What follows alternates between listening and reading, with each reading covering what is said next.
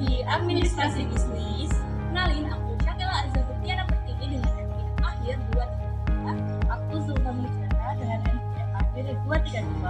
Perkenalkan, nama saya Salika Rina Putri dengan NPM akhir 229. Pada video kali ini, kita akan membahas topik yang sangat penting dalam dunia bisnis modern, yaitu etika bisnis dan CSR atau Corporate Social Responsibility.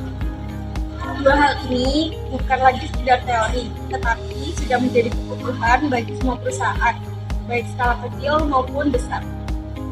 Di era globalisasi dan keterbukaan informasi seperti sekarang, masyarakat semakin kritis dan menuntut perusahaan untuk bekerja dengan cara yang bersih, jujur, dan bertanggung jawab. Apa itu etika bisnis? Etika bisnis adalah seperangkat nilai, norma, dan prinsip moral yang menjadi pedoman perusahaan dalam mengambil keputusan dan menjalankan aktivitasnya. Etika bisnis memastikan bahwa perusahaan tidak hanya mengejar keuntungan, tetapi juga memperhatikan dampak keputusannya terhadap karyawan, konsumen, lingkungan, bahkan masyarakat luas. Etika ini tidak hanya tercantum dalam aturan tertulis, tetapi juga tercermin dalam perilaku harian, seperti bagaimana perusahaan memperlakukan karyawan, bagaimana perusahaan memberi informasi kepada pelanggan, bagaimana manajemen mengambil keputusan internal, bagaimana perusahaan bersaing dengan kompetitor secara sehat. Beberapa contoh pelanggaran etika yang sering terjadi. Yang pertama, manipulasi laporan keuangan. Yang kedua, korupsi, suap, gratifikasi. Yang ketiga, perlakuan tidak adil terhadap karyawan.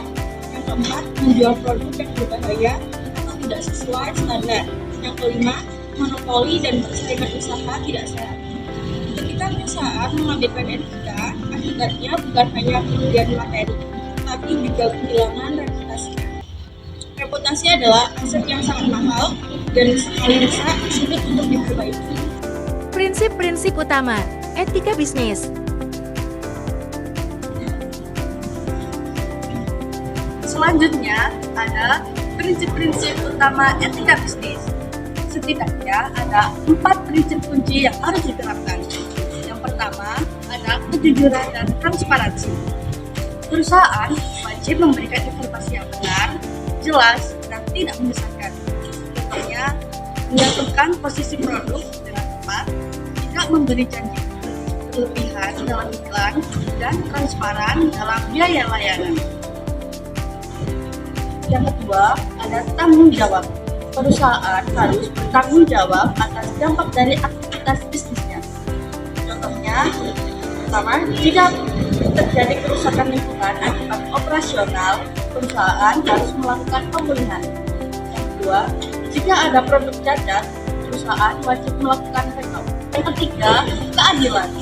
Semua pihak harus mendapatkan perlakuan yang adil, baik karyawan, pelanggan, supplier, maupun masyarakat. Contoh, tidak melakukan diskriminasi berdasarkan gender, suku, agama, atau latar belakang. Dan yang keempat, menghormati hak asasi manusia. Perusahaan harus menjunjung hak pekerja, termasuk hak untuk bekerja dengan aman, mendapat upah layak, dan tidak mengalami eksploitasi. Apa sih itu CSR? Mengapa itu penting? CSR atau Corporate Social Responsibility adalah bentuk komitmen perusahaan untuk berkontribusi terhadap pembangunan sosial, ekonomi, dan lingkungan secara berkelanjutan. CSR bukan sekedar bagi-bagi sembako atau acara sosial tahunan. CSR adalah strategi jangka panjang yang menyatu dengan visi perusahaan. Ada beberapa jenis CSR yang umum dilakukan. Yang pertama yaitu CSR sosial, seperti pendidikan, program kesehatan masyarakat, dan pemberdayaan UMKM lokal. Yang kedua ada CSR lingkungan, yaitu penanaman pohon, pengurangan emisi karbon, pengelolaan limbah, dan penggunaan energi terbarukan. Yang ketiga ada CSR ekonomi, seperti pelatihan masyarakat agar mandiri secara finansial, kemitraan dengan perusahaan lokal. Yang paling penting adalah CSR bukan hanya sekedar menguntungkan masyarakat, tapi juga menguntungkan perusahaan. CSR meningkatkan reputasi, memperkuat kepercayaan publik, dan membantu perusahaan bertahan dalam jangka panjang. Hubungan etika bisnis dan CSR.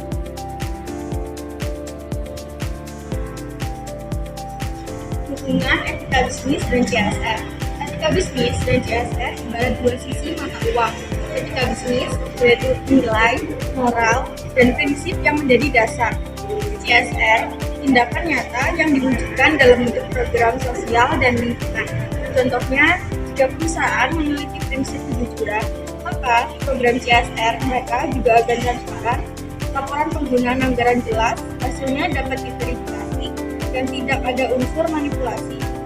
CSR tanpa etika bisa berujung pada grand basic, yaitu pura-pura peduli lingkungan padahal hanya mencari citra baik. Manfaat etika bisnis dan CSR bagi perusahaan. Manfaat etika bisnis dan CSR bagi perusahaan. Yang pertama, membangun reputasi positif. Masyarakat lebih percaya pada perusahaan yang jujur, peduli, dan tanggung jawab. 2. Meningkatkan motivasi dan loyalitas karyawan. Karyawan cenderung bangga bekerja di perusahaan yang punya nilai dan etika yang kuat. Ini juga dapat meningkatkan produktivitas. 3. Menarik pelanggan baru. Konsumen masa kini cenderung memilih produk dari perusahaan yang peduli terhadap lingkungan dan masyarakat. 4. Mengurangi risiko hukum. Perusahaan yang mematuhi aturan akan terhindar dari sanksi, tuntutan hukum, dan denda. Dan yang kelima, keberlanjutan jangka panjang. Melalui inovasi dan pengelolaan sumber daya yang baik, bisnis dapat bertahan lebih lama dan menghadapi perubahan zaman. Risiko dan sanksi pelanggaran etika.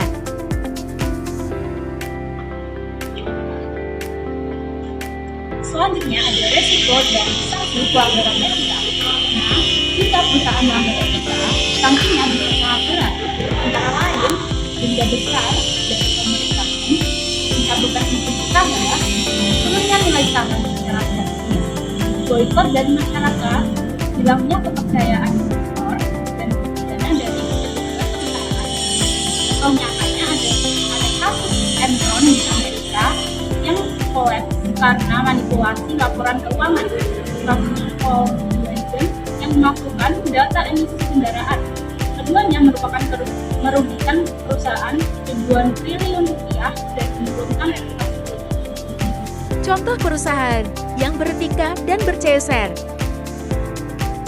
Yang pertama, Unilever Indonesia. Unilever Indonesia dikenal sebagai perusahaan yang konsisten menerapkan etika bisnis dan tanggung jawab sosial. Perusahaan ini menjalankan program pengurangan plastik kemasan melalui inovasi kemasan ramah lingkungan dan pengelolaan sampah berbasis masyarakat. Selain itu, Unilever aktif dalam pemberdayaan perempuan, khususnya perempuan pelaku UMKM, melalui pelatihan kewirausahaan dan peningkatan keterampilan. Di bidang kesehatan, Unilever juga menyelenggarakan program pendidikan kesehatan seperti edukasi cuci tangan dan gizi seimbang yang bertujuan meningkatkan kualitas hidup masyarakat secara berkelanjutan. Yang kedua Ada PT Telkom Indonesia. PT Telkom Indonesia menerapkan etika bisnis dengan menjunjung pemerataan akses informasi dan teknologi. Melalui program Desa Digital, Telkom membantu masyarakat pedesaan memperoleh akses internet, layanan digital, dan literasi teknologi. Program ini memberikan manfaat nyata bagi UMKM, sektor pendidikan, serta pelayanan publik di desa, sehingga mampu mendorong pertumbuhan ekonomi lokal dan mengurangi kesenjangan digital antara wilayah perkotaan dan pedesaan. Yang ketiga ada Patagonia. Patagonia merupakan contoh perusahaan global yang sangat menekankan etika bisnis dan kepedulian lingkungan. Perusahaan ini menggunakan bahan daur ulang dalam proses produksinya dan menerapkan prinsip keberlanjutan dalam seluruh rantai bisnis.